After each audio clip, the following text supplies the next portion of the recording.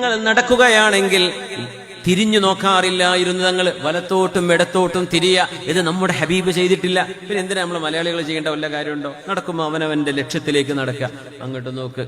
ഒരു വീടിന്റെ ജനല് തുറന്നു നിൽക്കുന്നത് കണ്ടാൽ, ഒരു വീടിന്റെ വാതില് തുറന്നു കിടക്കുന്നത് കണ്ടാൽ അതിലേക്ക് നോക്കുന്നത് ഒരു മുസ്ലിമിന് ഹറാമാണെന്നാ അറിയോ? നിങ്ങൾക്ക് റോട്ട് കൂടെ പോകുമ്പോഴേ റോഡ് സൈഡിലെ വീടുകൾ ഉണ്ടാവില്ല, കുട്ടികളൊക്കെ വാതിൽ തുറന്നിട്ട് പോയിട്ടുണ്ടാവും. അതിനുള്ളിൽ ഇങ്ങനെ നോക്കുക, അവിടെ ആരെങ്കിലും ഉണ്ടോ, അവിടെ ആരെങ്കിലും വന്നിട്ടുണ്ടോ, അവിടെ ആരാ ഉള്ളത്. ജനലിലേക്ക് നോക്കുന്നത്, ഒളിഞ്ഞു നോക്കുന്നത്, ആ വീട്ടുകാരുടെ സമ്മതമില്ലാതെ ആ വീട്ടിനുള്ളിലേക്ക് നോക്കുന്നത് പോലും കുറ്റമാണ്. നബി തങ്ങൾ പറഞ്ഞു, നിങ്ങളുടെ ജനലിലേക്ക് ആരെങ്കിലും ഇങ്ങനെ കട്ടുനോക്കുകയാണെങ്കിൽ ആ മനുഷ്യന്റെ കണ്ണിലേക്കൊരു കല്ലെറിഞ്ഞിട്ട് കണ്ണ് പൊട്ടിയാൽ പോലും നിങ്ങൾക്ക് കുറ്റല്ല. എന്തേ? അത് അവൻ ചെയ്ത ദുൽമാണ്, അതിന് കിട്ടുന്ന ശിക്ഷയാണ്, കുഴപ്പമില്ല. എന്തേ? ഇതൊരു മനുഷ്യന്റെ പ്രൈവസിയാണ്. ഒരു മനുഷ്യന്റെ വീടിന്റെ വാതിൽ തുറന്നിട്ടാ പോലും നോക്കാൻ പാടില്ല എന്നാ ഉള്ളിലേക്ക്.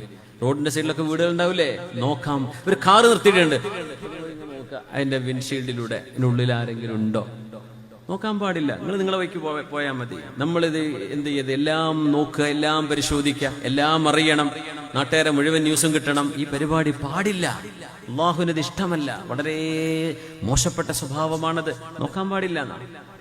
അതുകൊണ്ടാണ് വീട്ടിലേക്ക് കയറി ചെല്ലുമ്പോൾ സലാം പറഞ്ഞിട്ടേ കയറാൻ പാടുള്ളൂ. സമ്മതം ചോദിക്കണം. നിങ്ങൾ എത്ര പരിചയമുള്ള വീട്ടുകാരാണെങ്കിൽ പോലും ആ വീട്ടുകാർ കയറിക്കോ എന്ന് പറഞ്ഞ് വാതിൽ തുറന്നു തരാതെ നിങ്ങളായിട്ട് ഓടിച്ചാടി കയറാൻ പാടില്ല. നിങ്ങളുടെ വീടല്ലാത്ത മറ്റൊരു വീട്ടിലേക്ക് ചെന്നാൽ. സൂറത്തു നൂറിന്റെ തഫ്സീർ ഒന്ന് എടുത്ത് നോക്കിയാൽ, പരിഭാഷ എടുത്ത് നോക്കിയാൽ മനസ്സിലാവുന്നത്.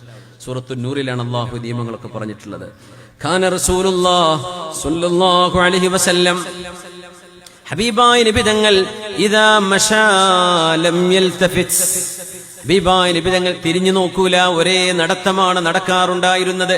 അത് ഒരു ലക്ഷ്യത്തിലേക്ക് നീങ്ങുന്ന ഒരു മനുഷ്യന്റെ സ്വഭാവമാണ്. ഇങ്ങനെ തിരിയാനും അറിയാനും നിന്നാൽ മെല്ലെ സ്ലോ ആവും. നബി തങ്ങളുടെ നടത്തം അങ്ങനെ വളരെ പതുക്കെയുമല്ല, എന്നാൽ ഒരുപാട് ധൃതിയുമല്ല, എന്നാൽ ഒരു ചെറിയൊരു ധൃതി നബി തങ്ങളുടെ നടത്തത്തിലുള്ള പോലെ അങ്ങനെയായിരുന്നു റസൂലുള്ളാഹി സ്വല്ലല്ലാഹു അലൈഹി വസല്ലം. അതിലും ഒരു അത്ഭുതം. ഹബീബായ നിബിതങ്ങളും സ്വഹാബികളും നടക്കുകയാണെങ്കിൽ പുണ്യ നിബിതങ്ങൾ എവിടെയാണ് നിന്നിരുന്നത്? അവരുടെ മുമ്പിലാണോ, ബാക്കിലാണോ, സൈഡിലാണോ, എവിടെയായിരുന്നു നബി? നബിയും സ്വഹാബികളും പോകുമെന്ന് വിചാരിക്കുക. ഒന്ന് സങ്കല്പിച്ച് നോക്കുന്ന അഭിപ്രായം പറയും. നിബിതങ്ങൾ എവിടെയാണ് ഉണ്ടായിരിക്കുക? മുമ്പിലാണോ, ബാക്കിലാണോ, അവരുടെ ഇടയിലായിരിക്കോ? എന്താ തോന്നണത്? ആരെങ്കിലും പറയും? ഉത്തരം ഉണ്ടെങ്കിൽ പറഞ്ഞോളൂ.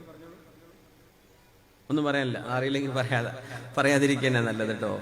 നിബിതങ്ങളും സ്വഹാബികളും നടക്കുകയാണെങ്കിൽ സ്വഹാബികൾ മുമ്പിലും നിബിതങ്ങൾ അവരുടെ ബാക്കിലുമാണ് നടക്കുക. സല്ലല്ലാഹു അലൈഹി വസല്ലം.